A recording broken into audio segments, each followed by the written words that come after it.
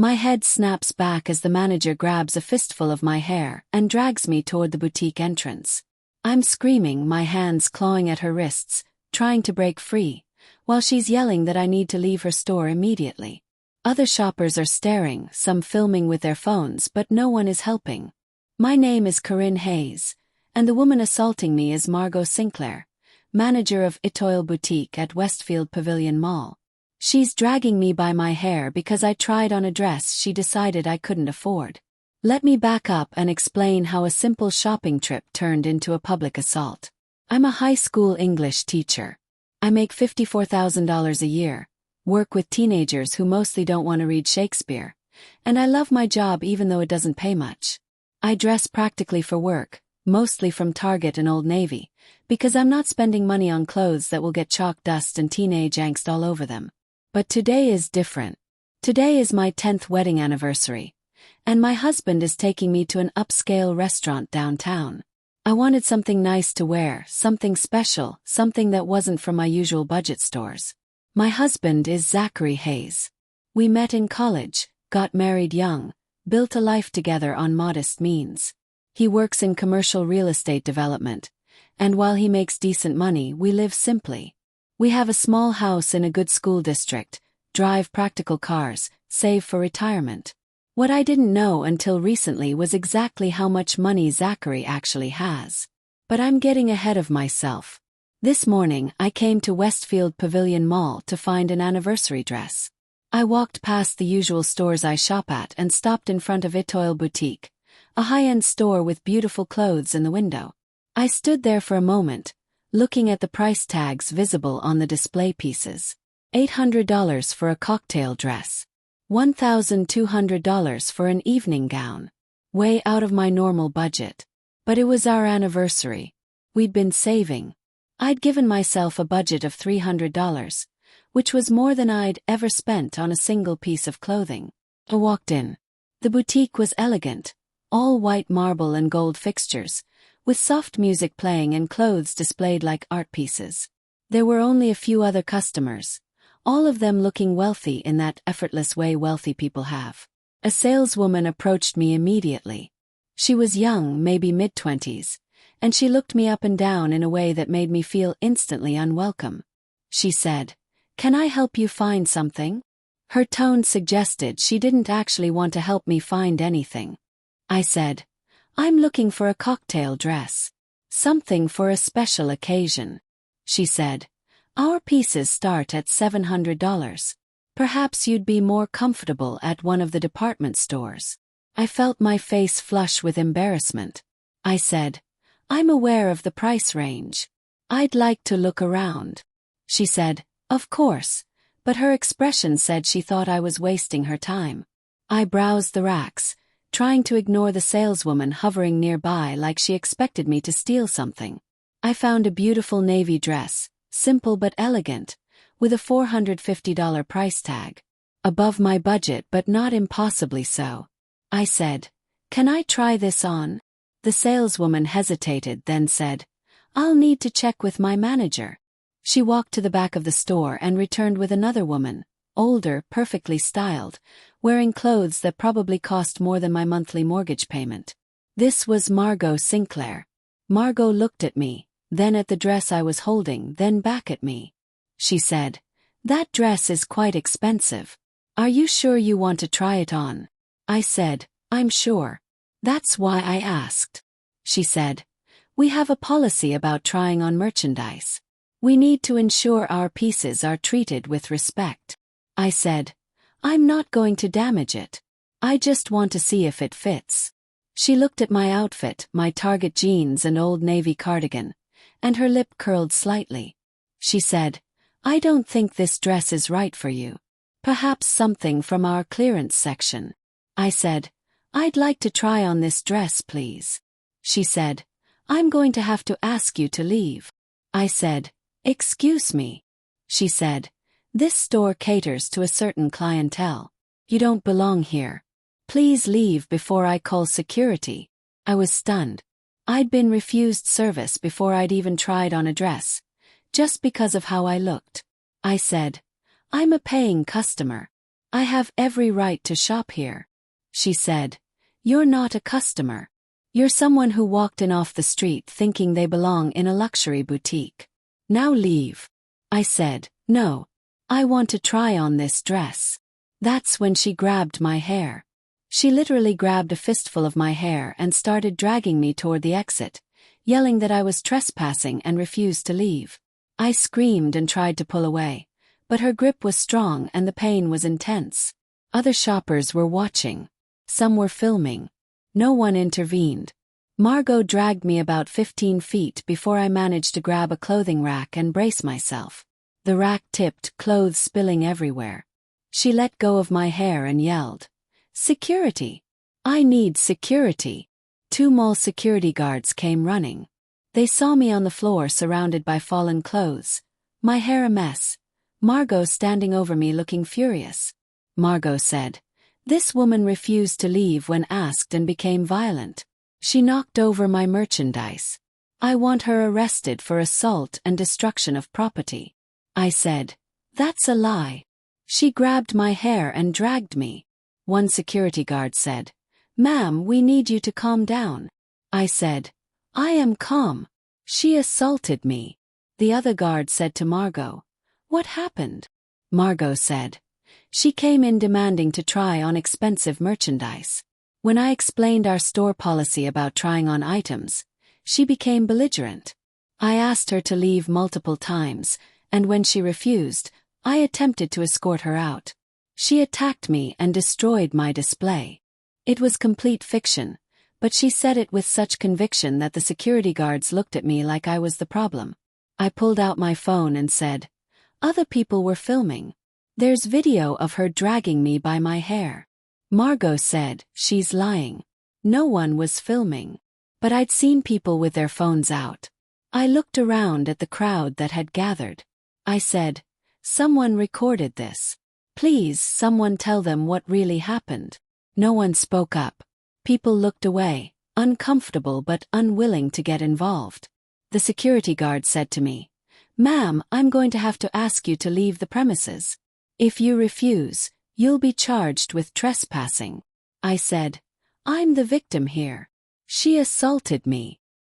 He said, "We can call the police if you'd like to file a report, but right now you need to leave the store."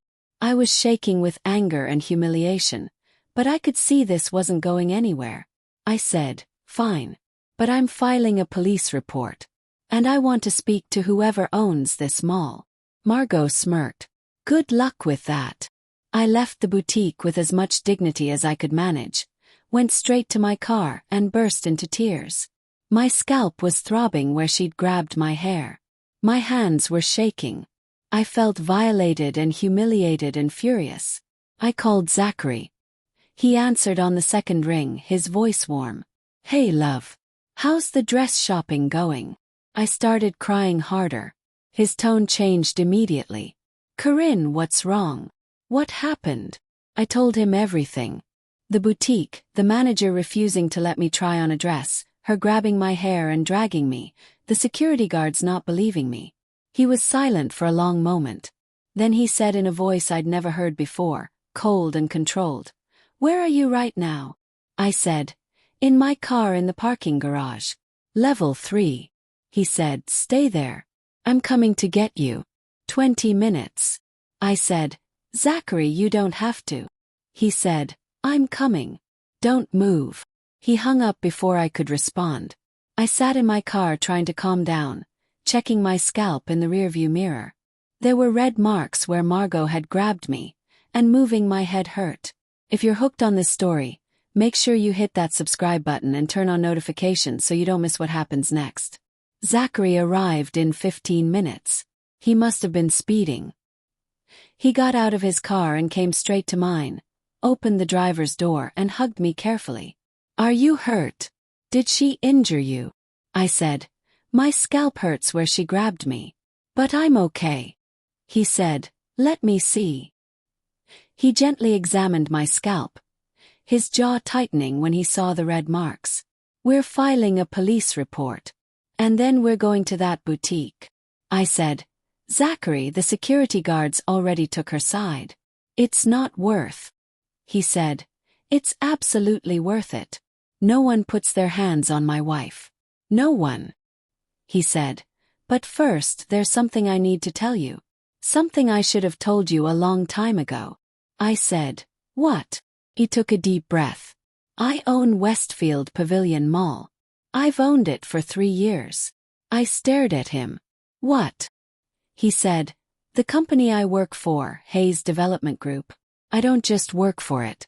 I own it. We develop and manage commercial real estate, mostly shopping centers and office buildings. He said, Westfield Pavilion is one of our properties. I bought it 3 years ago as part of a portfolio acquisition. I said, you own this mall? The entire mall? He said, yes. I said, how did I not know this? He said, because I didn't tell you. Because I wanted us to live normally, without the complications that come with wealth. Because I didn't want money to change who we are. He said, my company is worth about $280 million. My personal net worth is around $150 million. I felt like I'd been hit with cold water.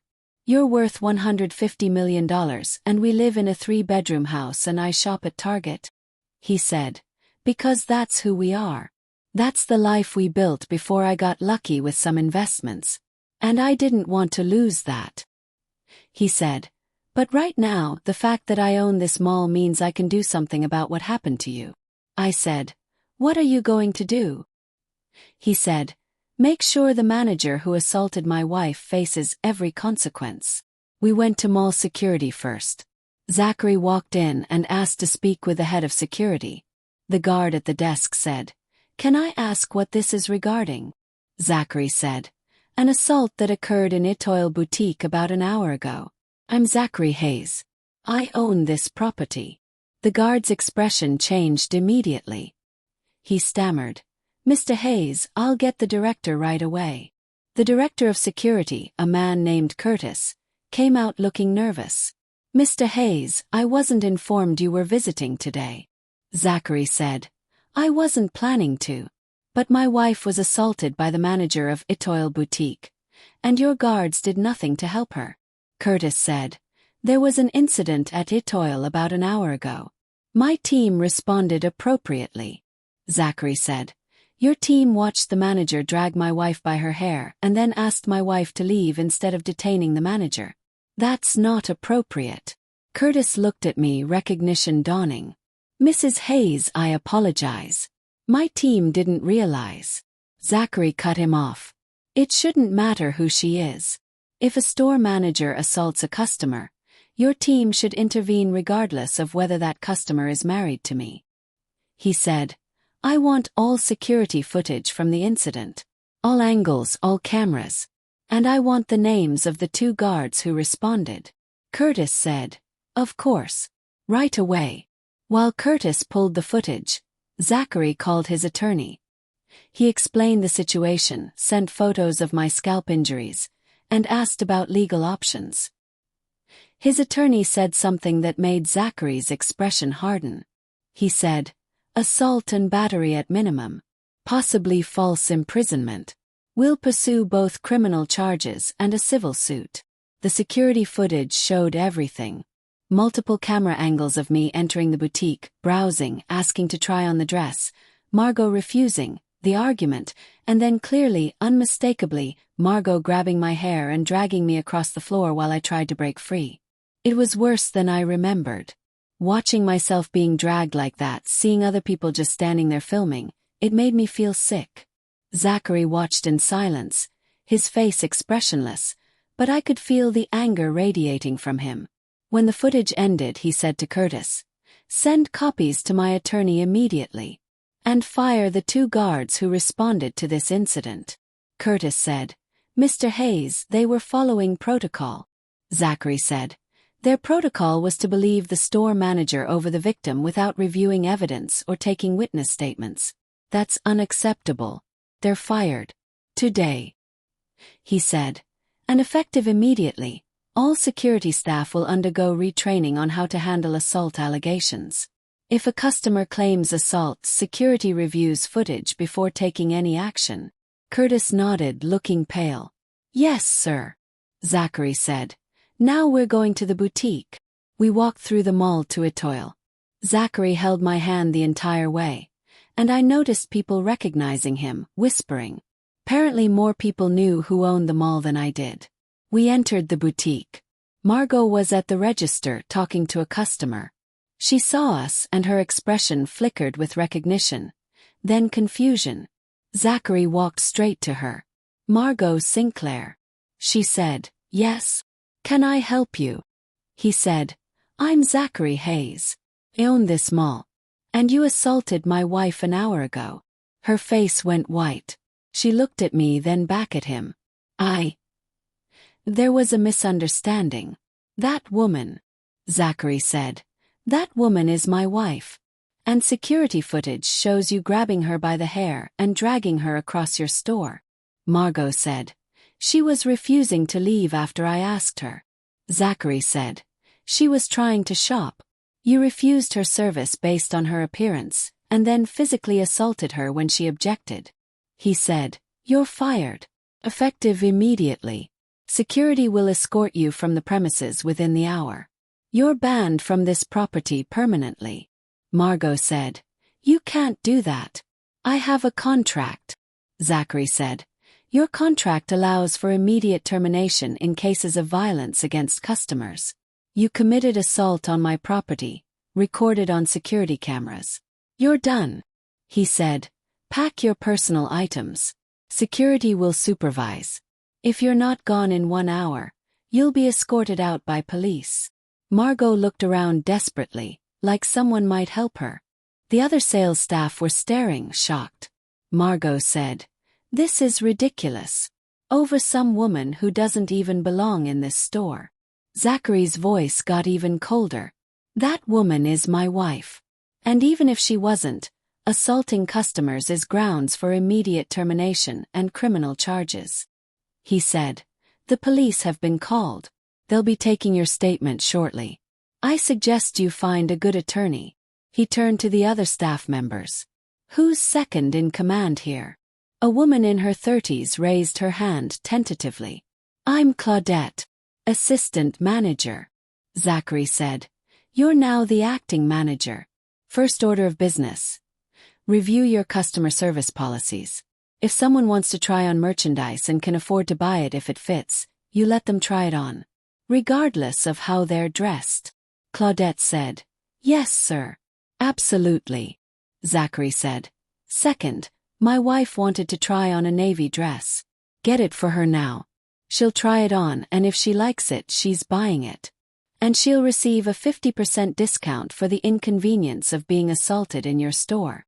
Claudette scrambled to find the dress. She brought it over, apologizing profusely. Mrs. Hayes, I'm so sorry about what happened. Please come try this on. Take your time. In the fitting room, I looked at myself in the mirror. My hair was still disheveled from being grabbed. My eyes were red from crying, and I looked nothing like the elegant woman I'd wanted to be for our anniversary. But I tried on the dress anyway. Fit perfectly. The navy fabric draped beautifully. The cut was flattering, and even in my current state, I could see it was exactly what I'd wanted. Came out to show Zachary. His expression softened. You look beautiful. I said. I look like I've been crying. He said. You look like my wife, who refused to be treated badly, who stood up for herself even when no one else would. That's beautiful. Claudette said.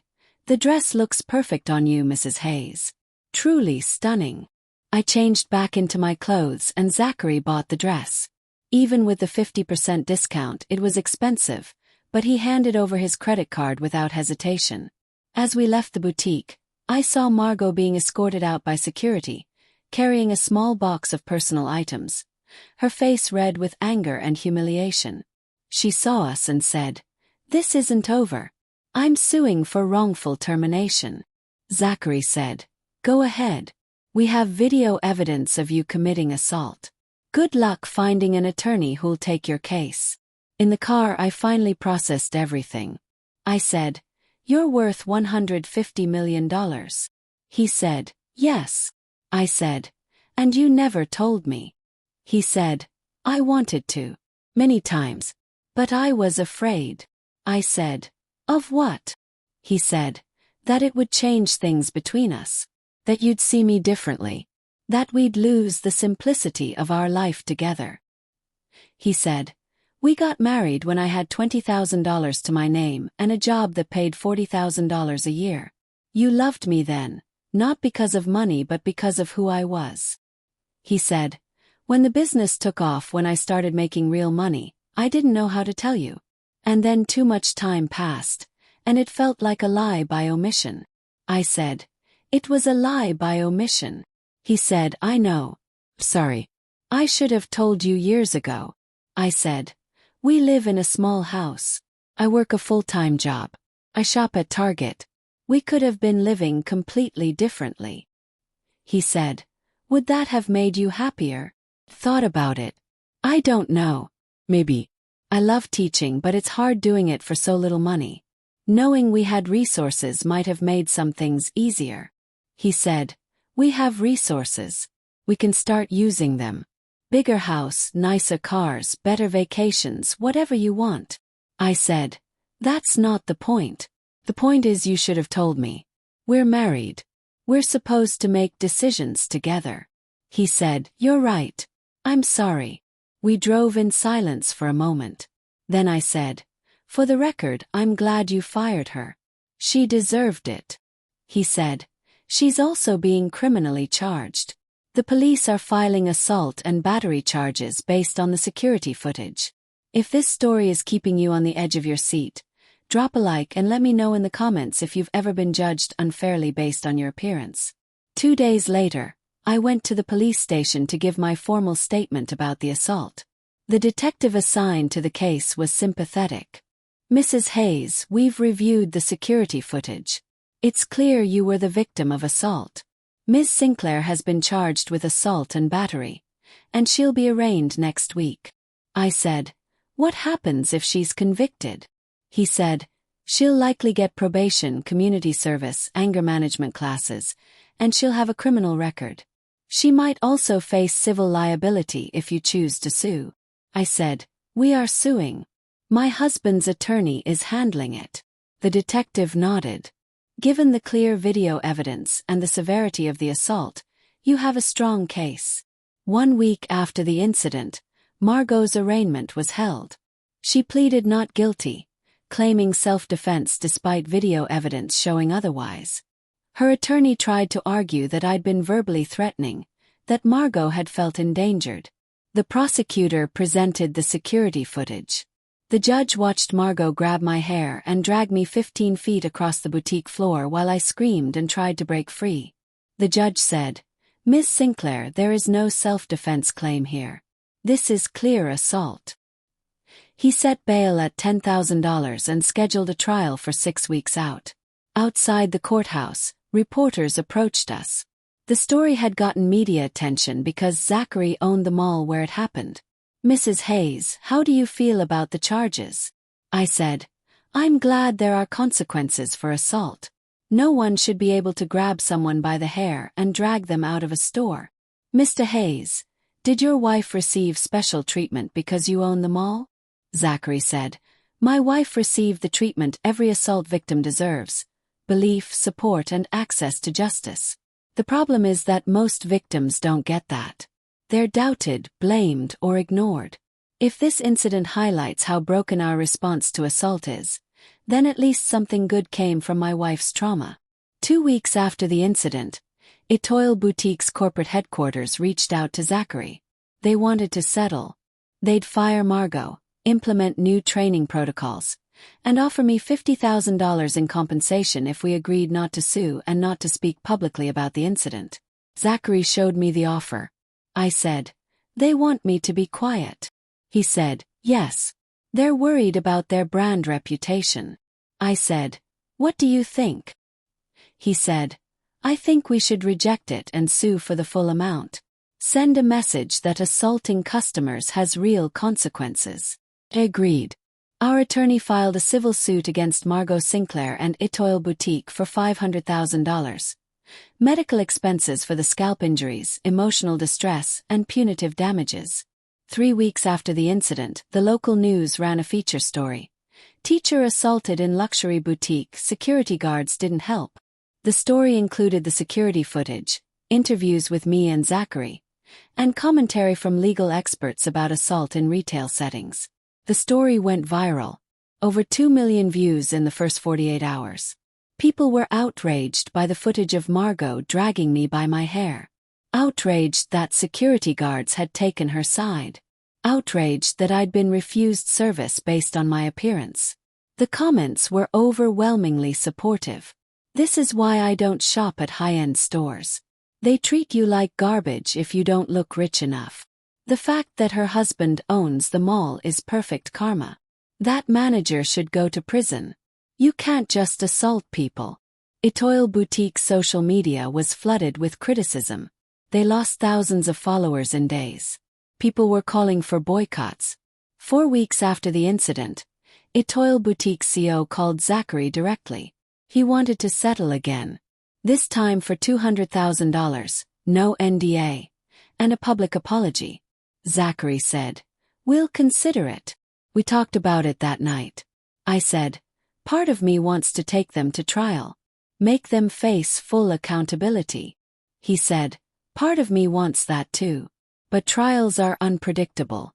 And $200,000 plus a public apology is substantial." I said, "What would we do with the money?" He said, "Whatever you want. Donate it, keep it, use it to fund something that matters to you." I thought about the teachers at my school who bought classroom supplies with their own money because the school budget was inadequate. I said, "If we settle, I want to create a fund for teachers. Help them buy supplies, take professional development courses, get resources they need." He said, "Then let's settle and create that fund." 5 weeks after the incident, we accepted the settlement. Etoile Boutique paid $200,000, issued a public apology stating that my treatment was unacceptable and that Margot Sinclair's employment had been terminated, and announced new customer service training for all their retail staff. With the settlement money, I established the Dignity in Education Fund, providing grants to teachers for classroom supplies and professional development. 6 weeks after the incident, Margot's criminal trial began. She'd rejected a plea deal and insisted on going to trial, still claiming self-defense. The trial lasted 2 days. The prosecution presented security footage, my testimony from other customers who'd witnessed the assault, and medical documentation of my scalp injuries. Margot's defense tried to paint me as aggressive and threatening, but the footage contradicted everything they claimed. The jury deliberated for 4 hours. Guilty on all counts. The judge sentenced her to 6 months in jail, suspended, 2 years probation, 200 hours of community service, mandatory anger management classes, and ordered her to pay $5,000 in restitution. Margot cried when the sentence was read. Her attorney filed an appeal immediately, but she had to begin her probation and community service pending the appeal. Outside the courthouse, reporters asked how I felt about the verdict. I said, "I'm grateful for justice. But I hope this case makes people think about how they treat others, especially in retail settings. No one should be judged by their appearance or assaulted for trying to shop." 3 months after the incident, I got a letter from Margot. It was handwritten, several pages long. She wrote, "I know you probably don't want to hear from me. I know I don't deserve your forgiveness. But I wanted to explain and apologize."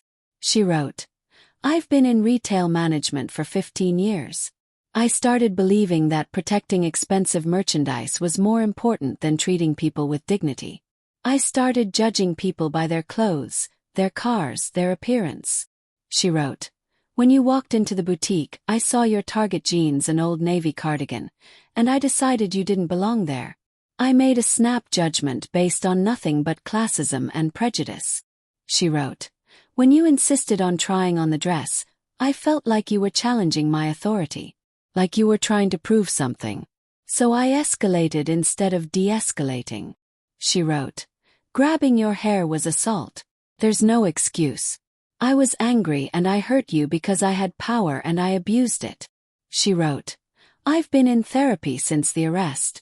I'm learning about my issues with control and judgment. I'm volunteering at a homeless shelter, working with people I would have judged and dismissed before. She wrote, I'm not asking for forgiveness. I'm just asking you to know that I'm deeply sorry and I'm working to become someone who would never do this again. I showed the letter to Zachary. He said, What do you think? I said, I think she's trying. I don't forgive her yet, but I appreciate the apology. He said, Are you going to respond? I said, No, but I'm glad she's in therapy and volunteering. Maybe she'll actually change. 6 months after the incident, the Dignity in Education Fund had distributed $50,000 in grants to 47 teachers across 3 school districts. Teachers used the money for books, art supplies, science equipment, and professional development courses. One teacher wrote to me, Your fund allowed me to buy enough books so every student in my class has their own copy instead of sharing. Thank you for understanding what teachers need. Another wrote, I was able to attend a writing workshop that completely changed how I teach composition. My students are thriving because you invested in my professional growth. Those letters made the whole terrible experience worth it. 1 year after the incident, Zachary and I celebrated our 11th anniversary. He took me to that upscale restaurant downtown.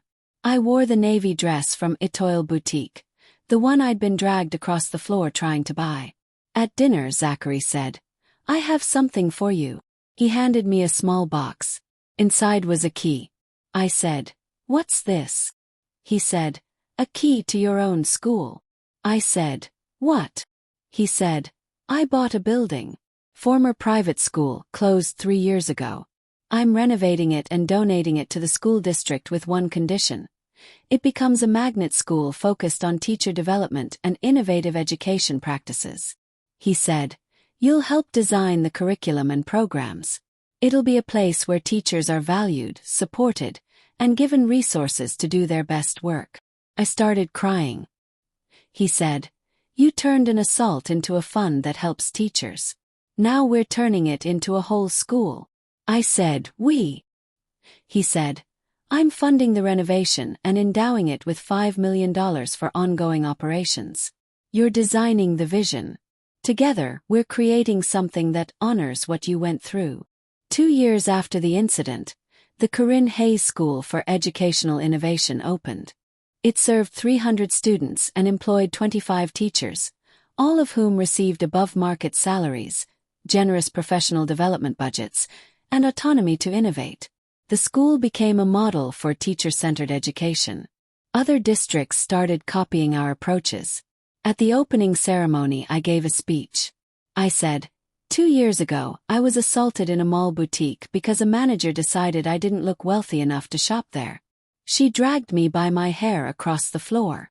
I said, I could have let that experience make me bitter.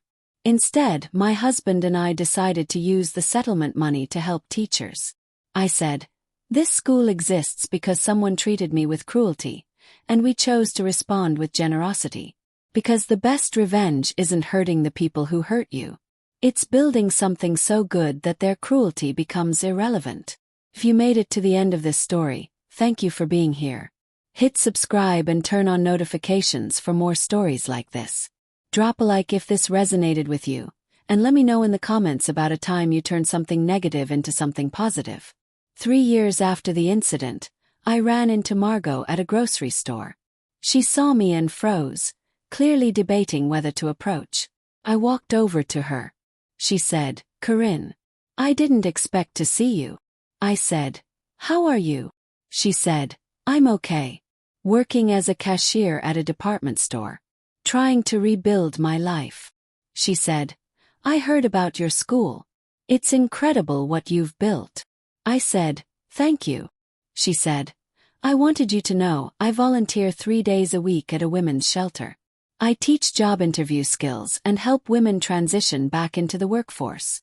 She said, I know it doesn't undo what I did. But I'm trying to be someone who helps people instead of hurting them. I said, That's good. I'm glad you're doing that work. She said, I'm sorry. Again. For everything. I said, I know. And I appreciate it.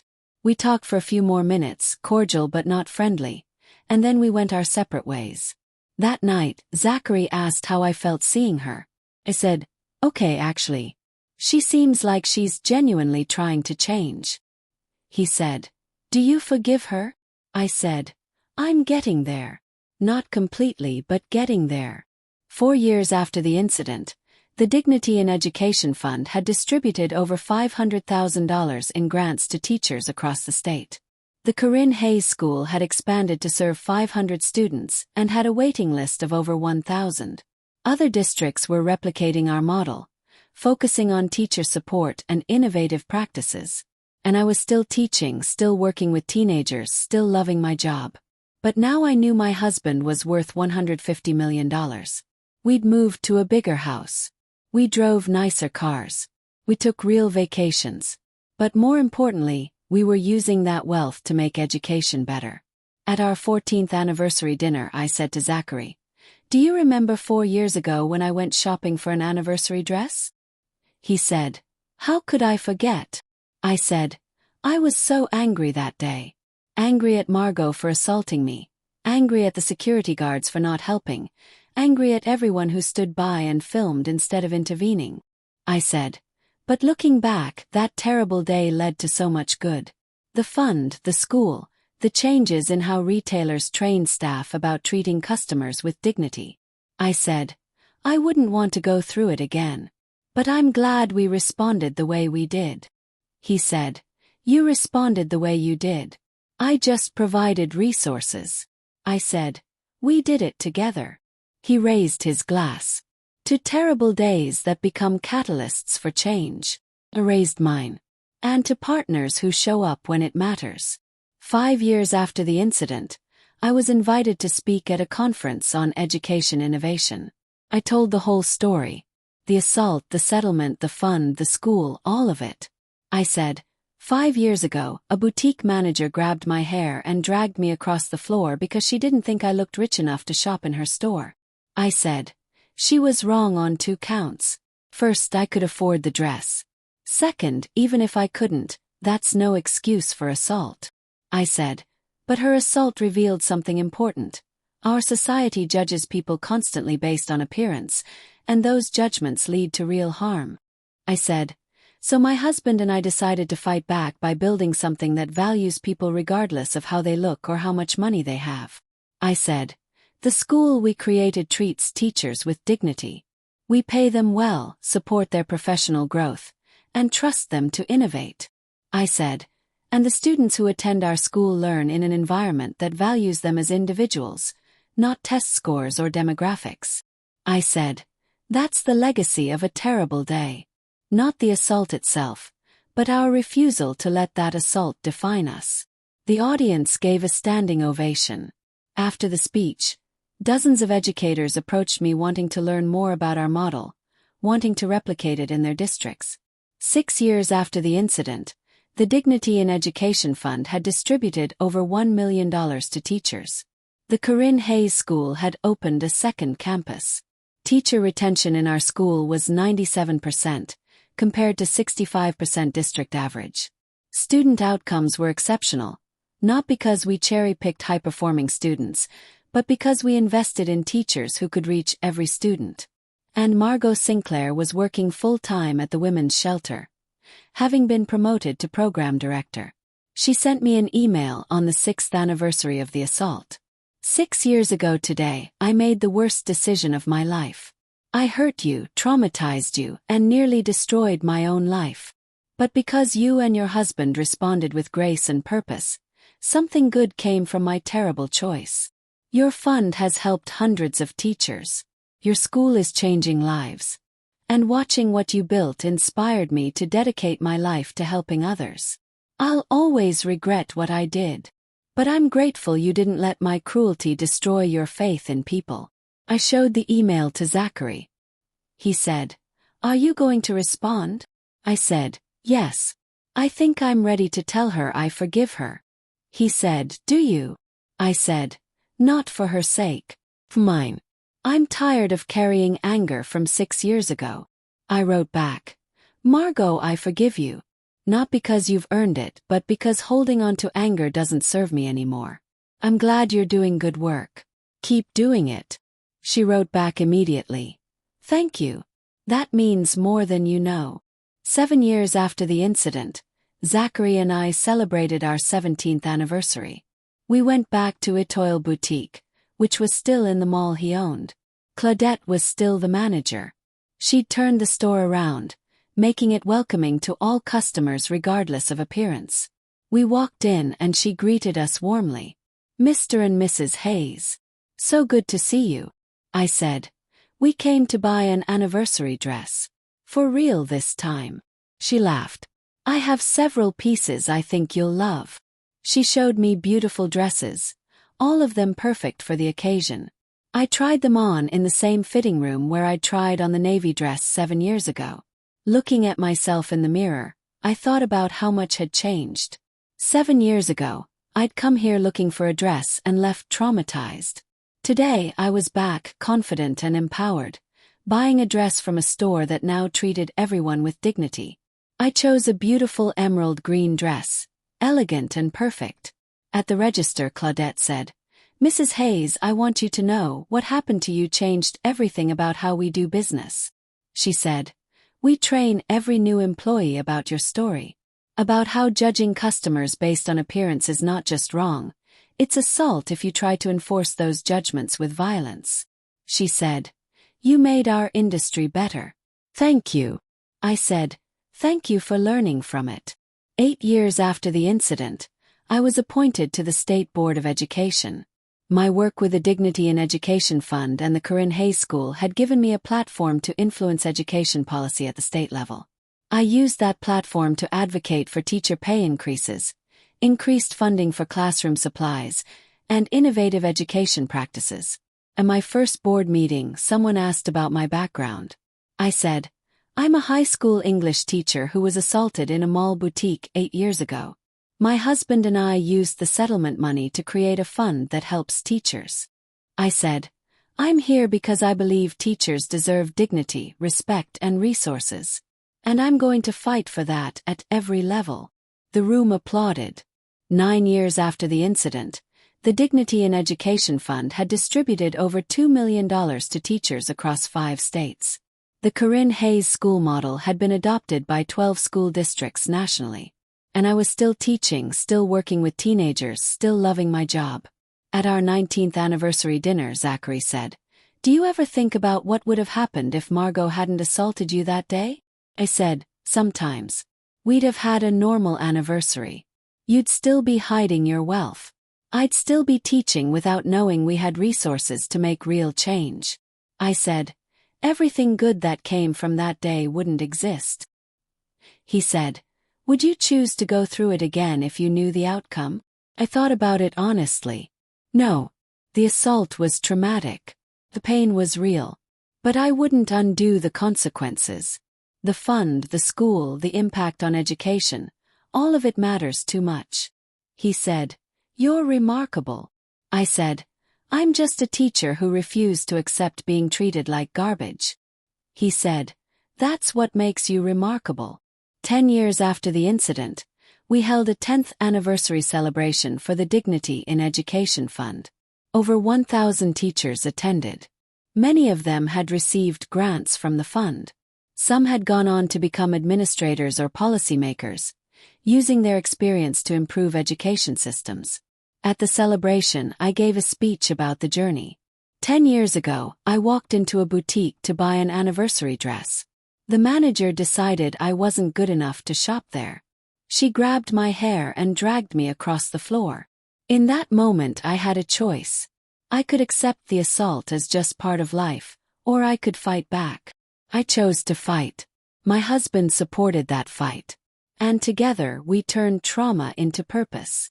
This fund has distributed over $3 million to teachers. The school we created serves 800 students across 2 campuses. Teacher pay in our state has increased by 15% since we started advocating. That's what happens when you refuse to accept cruelty. When you respond to violence with vision. When you turn pain into purpose. The woman who assaulted me is now a program director at a women's shelter, helping others.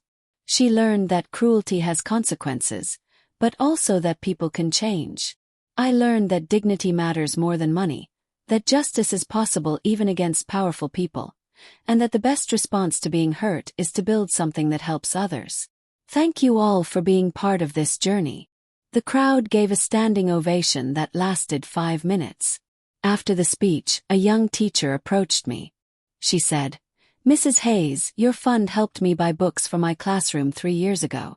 Now I'm opening my own school using your model." Another teacher said, "You inspired me to stay in education when I was ready to quit. Now I'm training other teachers in innovative practices." An administrator said, "Your advocacy changed state policy. Teachers across our district got raises because you fought at the board level." Those conversations reminded me why the fight had mattered. Not just for me but for everyone who came after. Thanks for sticking with this story to the very end. Hit subscribe and turn on notifications for more stories like this.